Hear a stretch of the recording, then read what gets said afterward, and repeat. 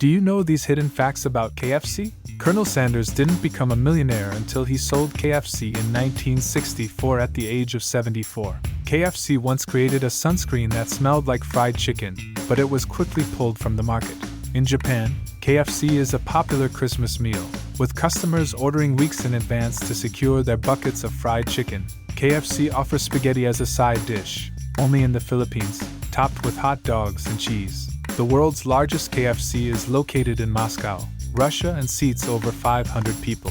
KFC once ran a promotion in which they gave away a free side dish to anyone who brought in a photo of their ex-partner. In 2018, KFC partnered with Crocs to release a limited edition shoe that had a fried chicken design and a chicken-scented charm.